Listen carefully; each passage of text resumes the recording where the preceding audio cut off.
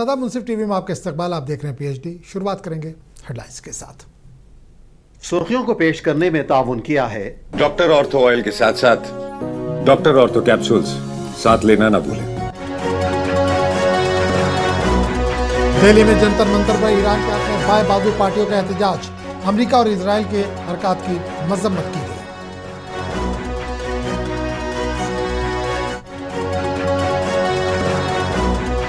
हरियाणा के रियासती बजट में हर तबके का ख्याल रखा गया। नायब सिंह सैनी ने रियासत की हमाजात तरक्की के अज़्म का किया इजहार।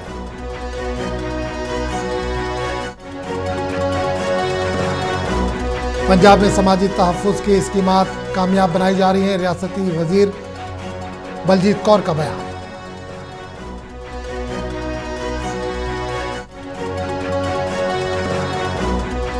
दिल्ली की चीफ मिनिस्टर रेखा गुप्ता ने एनडीएमसी फ्लावर फेस्टिवल का किया इफ्तिताह। दिल्ली में सरसब्ज और खुशनुमा बनाने के अज़्म का किया इआदा।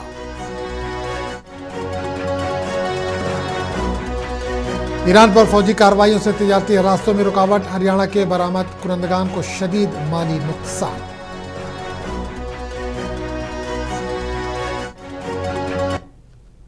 और खबरों की तफसील। दिल्ली की वज़ीर आला रेखा गुप्ता ने कौमी दारुल हुकूमत के कनॉट प्लेस में वाक़े सेंट्रल पार्क में एनडीएमसी फ्लावर फेस्टिवल 2026 का इफ्तिताह किया। तकरीब से खिताब में वज़ीर आला ने कहा कि ये मेला रंगों, फितरत और तख्लीकी सलाहियतों का एक खूबसूरत जश्न है जो शहर की खूबसूरती में इजाफा कर रहा है। इन्होंने कहा कि ट्रे गार्डन, फूलों की सजावट, दिलकश मनाजिर और खुसूसी सेल्फी पॉइंट्स इस मेले को मज़ीद पुरकशिश बना रहे हैं।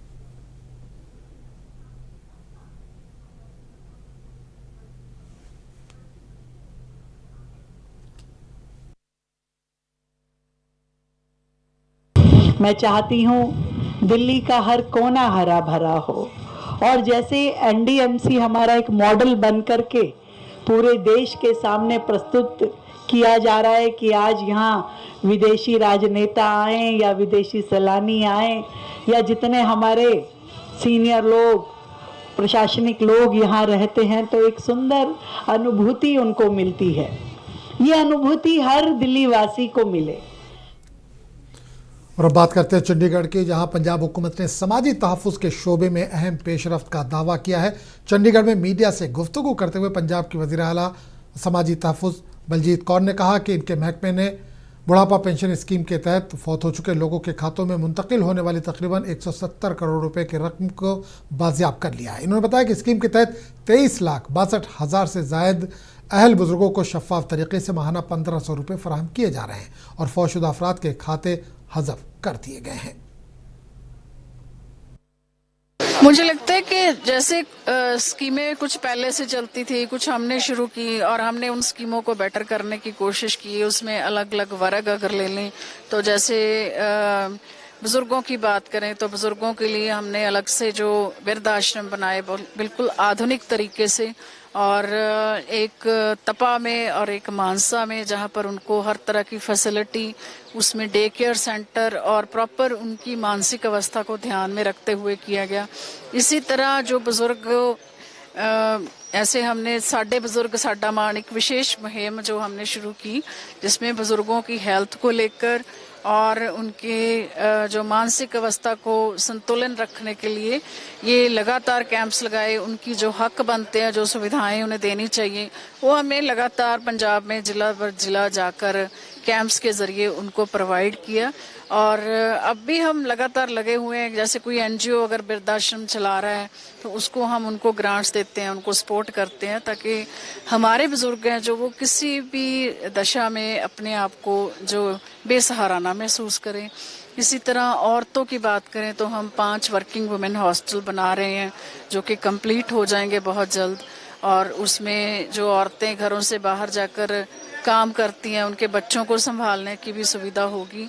सो औरतों के लिए अगर मैं अपने डिपार्टमेंट की बात करूं कि 10,000 से ऊपर हम आंगनवाड़ी वर्कर्स, हेल्पर्स भर्ती कर रहे हैं।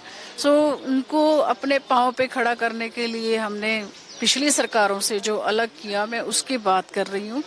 इसी तरह बच्चों को हर तरह से सेफ रखने के लिए जो बेगरी कर रहे हैं बच्चे, उनकी बात अभी तक कोई नहीं करता था, तो हमने उनको रेस्क्यू करके स्कूलों में भेजा, उनको पढ़ाई की तरफ उनका ध्यान किया। तो इसी तरह अडॉप्शन की बात कोई नहीं करता था, अडॉप्शन एजेंसीज हमने जिला भर में खोली ताकि बच्चों को अडॉप्ट किया जाए, उनको एक अच्छा वातावरण मिले जिनके पेरेंट्स नहीं है। तो अलग अलग कैटेगरीज को देखते हुए डिसेबिलिटी में हमने बैकलॉग इकट्ठा किया जिसको हम भरने जा रहे हैं। इसी तरह इनके जो कई भत्ते बंद कर दिए थे वो दोबारा से चालू किए। सो ये सारा तकरीबन हर एक कैटेगरी को हमने कवर करने की कोशिश की है। हरियाणा के वज़ीर आला ने कहा कि कल पेश किए गए रियासती बजट में हर तबके का ख्याल रखा गया है। नायब सिंह सैनी के मुताबिक बजट में ख्वातीन, नौजवानों, किसानों और गरीब तबकात के लिए खुसूसी इक़दाम किए गए हैं।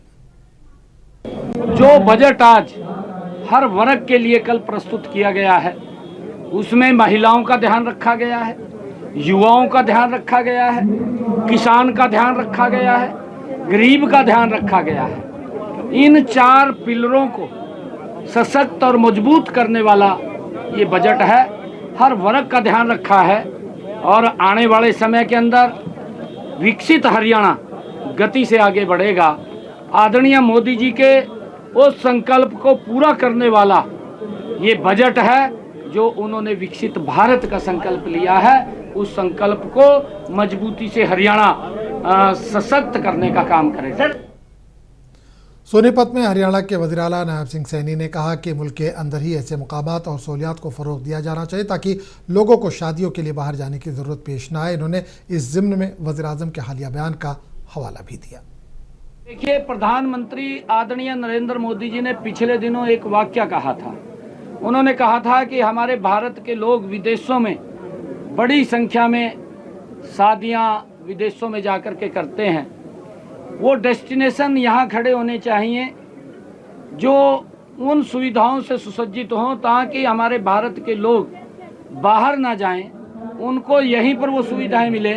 कल बजट के अंदर मैंने प्रावधान किया कि हम एक पिंजौर, खरखौदा और एक मानेसर के अंदर 3 वेडिंग डेस्टिनेशन खड़े करेंगे जिससे कि विदेश के लोग भी यहाँ शादियों के लिए आएँ। वो व्यवस्था हम यहाँ खड़ी कर रहे हैं, हमारे लोग बाहर ना जाएं।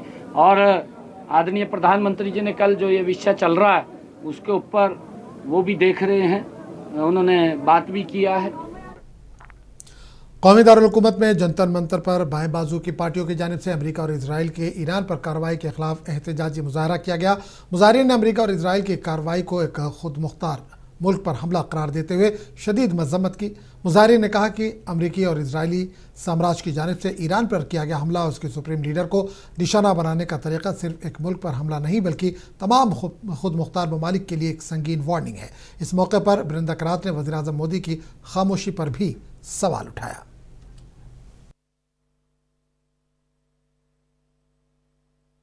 ये तो पूरा प्रो इंपीरियलिस्ट, प्रो साम्राज्यवादी तमाम सिद्धांतों के कबर देकर ये विदेश नीति है। ये प्रैक्टिकलिटी के नाम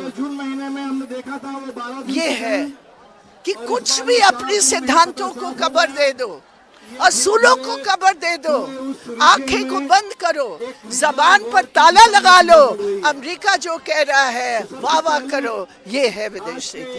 देखिए, अमेरिका ने और इजराइल ने जो ये हमला किया है ये यूएन चार्टर का वायलेशन है। ये अंतर्राष्ट्रीय मान्यताओं और अंतर्राष्ट्रीय नियमों और अंतर्राष्ट्रीय कन्वेंशंस का वायलेशन है।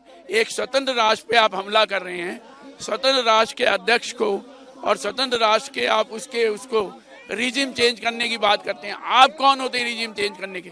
आप पूरे विश्व के गुंडे हैं क्या? ये अमेरिका और इजराइल ने जो हमला किया ये एक साम्राज्यवादी हमला है। इजराइल सीरिया पे भी हमला करता है, इजराइल इजिप्ट में भी हमला करता है, इजराइल ईरान पे भी हमला करता है, इजराइल इराक पे भी हमला करता है। तो ये क्या कैसे होगा काम? हमारा मानना है कि ये युद्ध तुरंत रुकने चाहिए। इजराइल और ईरान के दरमियान बढ़ती कशीदगी के बायस बैनुल-अक़वामी फ़ज़ाई ऑपरेशन शदीद मुतासर हुए हैं। कई मगरबी एशियाई ममालिक ने अपने फ़ज़ाई हदूद बंद कर दिए हैं, जिसके बाद दिल्ली में इंदिरा गांधी इंटरनेशनल एयरपोर्ट पर परवाज़ों की मनसूखी का सिलसिला जारी है। कई परवाज़ों के शेड्यूल में तब्दीलियाँ की जा रही हैं। दिल्ली एयरपोर्ट इंतज़ामिया ने मुसाफिरों के लिए एडवाइजरी जारी करते हुए कहा कि वो रवानगी से कबल अपनी परवाज़ों की ताज़ा मालूमात मुतल्लिक़ा एयरलाइन से हासिल करें। एयरपोर्ट पर मुसाफिरों को खदशा था कि इनकी फ़्लाइट मनसूख हो सकती है और फ़ज़ाई हदूद की सलामती के हवाले से भी तशवीश पाई जा रही है। टर्मिनल 3 पर अपने मेहमानों को लेने आए खुर्रम शाहजहां ने बताया कि रिजर्वेशन काउंटर पर इन्हें आगाह किया गया। फिलहाल टिकट जारी नहीं किए जा रहे हैं।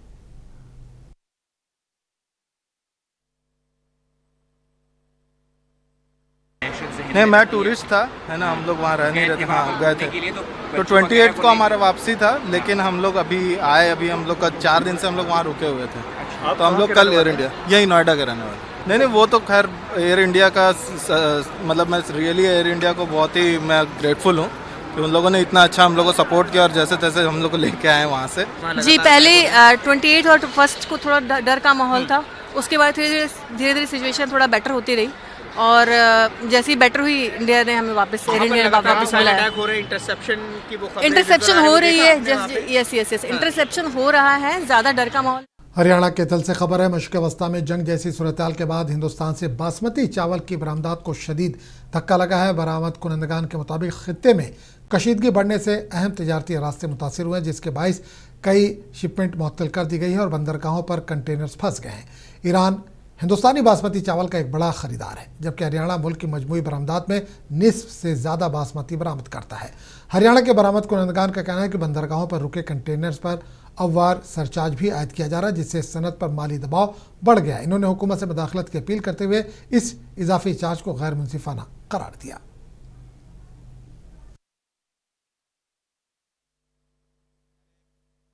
टोटल 60 लाख टन एक्सपोर्ट होता है इंडिया से टोटल, और इस 60 लाख टन के अंदर से हरियाणा मोर देन 50% कंट्रीब्यूट करता है।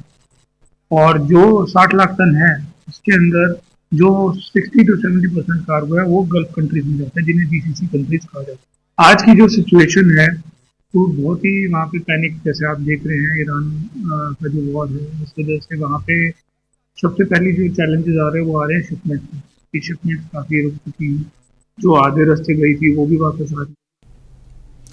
कांग्रेस रुकने पार्लियामेंट इमरान मसूद ने दिल्ली में ईरानी सकाफती मरकज़ में ईरान के सुप्रीम लीडर के नुमाइंदे से मुलाकात की और आयतुल्लाह अली ख़ामनेई के इंतकाल पर गहरे रंजो गम का इजहार किया। मुलाकात के बाद मीडिया से गुफ्तगू करते हुए इमरान मसूद ने कहा कि किसी भी मुल्क के सरबराह का इंतकाल उस मुल्क के लिए एक बड़ा सानिया होता है और ईरान के साथ भारत के दरीना ताल्लुकात रहे। इन्होंने कहा कि इन्होंने ईरानी सुप्रीम लीडर के नुमाइंदे से मुलाकात करके ताज़ियत पेश की है।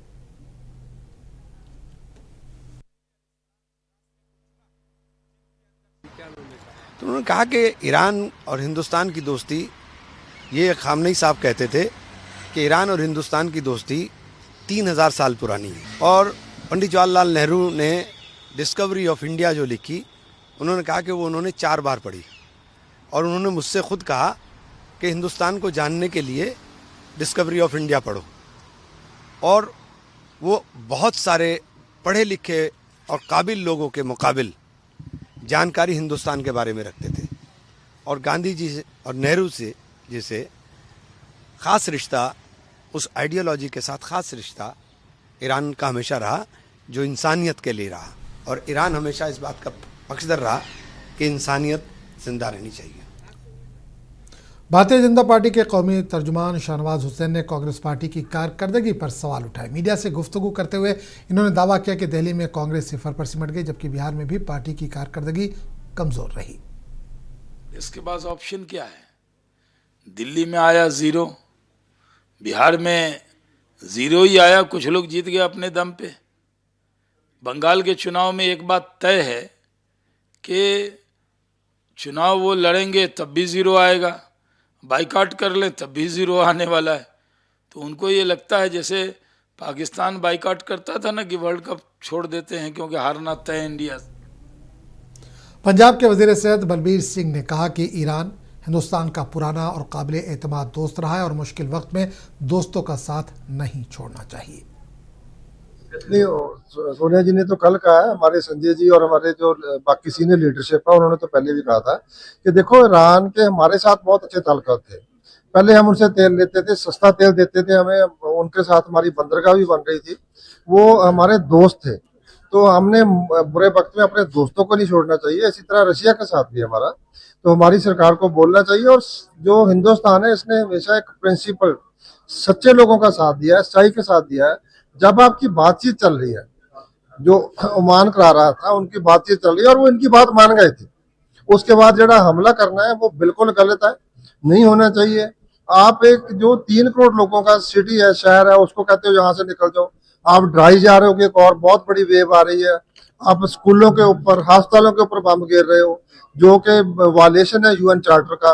ये बहुत गलत बात है। ये मतलब जो भी होना चाहिए under the aegis of UN होना चाहिए। उसके बिना ये जो भी कर रहे हैं ये इलीगल है, गलत है, ये रुकना चाहिए, इमीडिएटली रुकना चाहिए। पूरे गल्फ में 80 से 90 लाख भारतीय है और हमारी जो फॉरेन एक्सचेंज है, जो रेमिटेंसेस है, उसका मेन सोर्स है हमारे लोगों की रोजी रोटी है वहां पे। तो भारत को बोलना चाहिए कि ये इमीडिएटली रुकना चाहिए, सारा जंग रुकना चाहिए, इसका कोई उचित नहीं है। और ईरान के ऊपर जो गुंडागर्दी हो रही है रुकनी चाहिए। दिल्ली पुलिस ने जराइम के खिलाफ बड़े पैमाने पर कार्रवाई करते हुए ऑपरेशन आघात के तहत 200 से ज्यादा जराइम पेशा अफराद को गिरफ्तार कर लिया। पुलिस के मुताबिक इस मुहिम के दौरान 10 गैर कानूनी हथियार बरामद किए गए, जबकि 10,000 से ज्यादा गैर कानूनी शराब की बोतलें भी जब्त की गई। Joint commissioner of police Sanjay Kumar Jain ने बताया कि वादे के मुताबिक ऑपरेशन शुरू किया गया और इसे हर माह जारी रखा जाएगा, ताकि खासतौर पर स्ट्रीट क्राइम में मुलविस अनासिर पर सख्त गिरफ्त बरकरार रखी जा सके।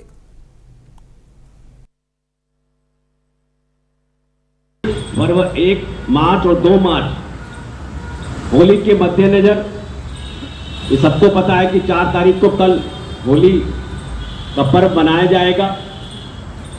इसके मद्देनजर ये ऑपरेशन आघात 4.0 specifically on the eve of the Holi launch किया गया था 1 और 2 फरवरी को, ताकि जितने हैबिचुअल क्रिमिनल्स हैं, एंटी सोशल एलिमेंट्स हैं, उनके खिलाफ एक सख्त कार्रवाई की जा सके और सभी को स्पष्ट संदेश दिया जा सके। बुरा ना मानो, सख्ती है कि दिल्ली पुलिस बहुत सख्त है कि कोई भी होली के दौरान बूटलैगिंग, झगड़ा प्रसाद करने की ना सोचे। इसके अंतर्गत पिछले 48 घंटों में सदर्न रेंज के दोनों जिलों ने, साउथ और साउथ ईस्ट डिस्ट्रिक्ट ने करीब 4000 लोगों को राउंड अप किया था और करीब 975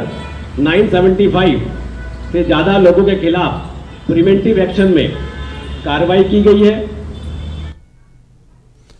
जुनूब मगरबी दिल्ली में उत्तम नगर वेस्ट मेट्रो स्टेशन के करीब मंगल की सुबह एक अलमनाक सड़क हादसा हुआ, जिसमें स्कूटर सवार हलाक हो गया।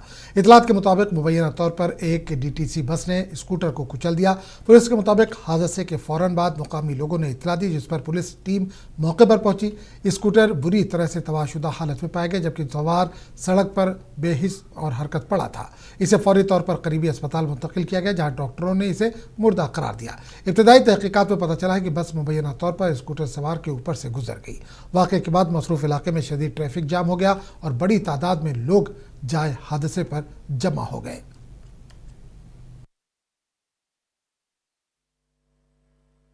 मैंने देखा नहीं, तो बस बात हुई थी मेरे उससे बंदे ड्राइवर से, पीछे बिठा के लेके आया था। बिठा के लाने के आया था, यहाँ पर सवारी बीमार थी। हाँ, वो बीमारी सवारी वगैरह रोकते, पेशाब जाना है, रोका, रोकते दरवाजा खोल दिया। पीछे से ये आ रहा था स्कूटी वाला और लगी और गिर गया। गिरते पीछे बस आ रहा था, गिर गई। सर यहाँ ट्रैफिक इतना है, अब सवारी बेचारी क्या करेगी, कैब वाला भी क्या करेगा, वो तो रोकेगा, रोकनी पड़ेगी, मजबूरी है उसकी भी। दिल्ली की वज़ीर आला रेखा गुप्ता ने दिल्ली आयरन ट्रेडर्स एसोसिएशन की जानिब से मुनक़िदा होली मंगल मिलन तकरीब में शिरकत की और मुकामी ताजिर बिरादरी के साथ होली का त्यौहार मनाया। इस मौके पर खिताब करते हुए वज़ीर आला ने कहा कि जब भी वो किसी कम्युनिटी या इदारे को जाती हैं तो आवाम से बराह रास्त मुलाकात करके इन्हें ज़मीनी सतह के मसाइल को समझने का मौका मिलता है। इनका कहना था कि बंद कमरों, एयर कंडीशन दफातर या महलात में बैठ कर दिल्ली के शहरियों के हकीकी मसाइल का अंदाज़ा नहीं लगाया जा सकता। जब भी मैं किसी संस्था के बीच में जाती हूँ तो मुझे बहुत ही अच्छा लगता है, क्योंकि आपसे मिलकर ही असल में जमीनी स्तर पे क्या क्या परेशानियां आप सभी को है वो समझी जा सकती है। देखो, बंद कमरे में बैठ के, एसी ऑफिसेज में बैठ के या शीश महल में रह करके कभी दिल्ली की जनता को समाधान नहीं मिल सकता। इसलिए सतीश भाई जी कभी कहते हैं कि भाई तुम तो 24 घंटे मुझे लगता है कि सड़कों पे ही रहती। तो मैंने कहा तभी तो मुझे 1 साल में इस बात का अंदाजा हुआ है कि हमारी इस दिल्ली की कितनी सारी लीगेसी प्रॉब्लम है। आज आप दिल्ली के किसी भी कोने में चले जाइए, आपको विकास कार्य होते हुए दिखाई देंगे। आपको यमुना साफ पहले से बेहतर दिखाई देगी, आपको कूड़े के पहाड़ कम दिखाई देंगे।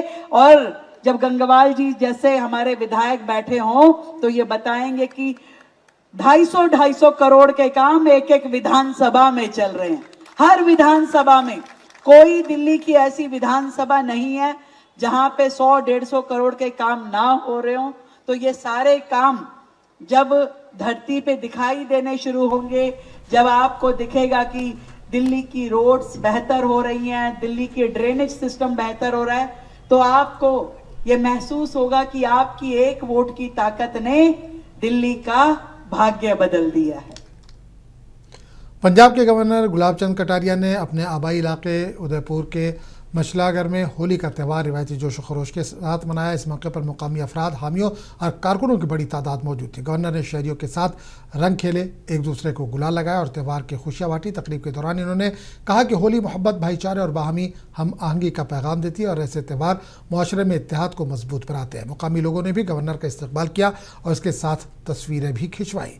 जश्न के दौरान सकाफती प्रोग्राम भी पेश किए गए।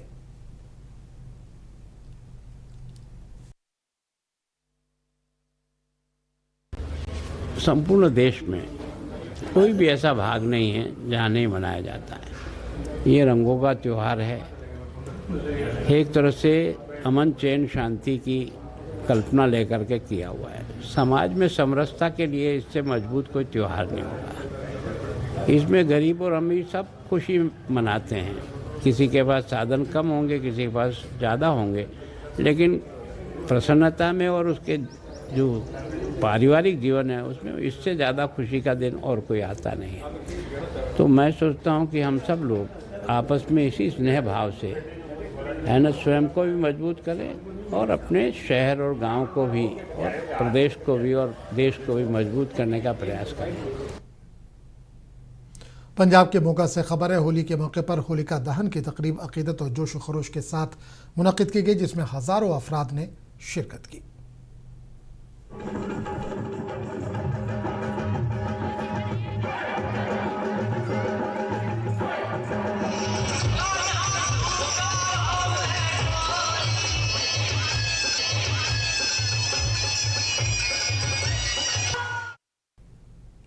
तो इस बुलेटिन में फिलहाल इतना ही। अगले बुलेटिन में आपसे फिर मुलाकात होगी, तब तक के लिए इजाज़त दीजिए।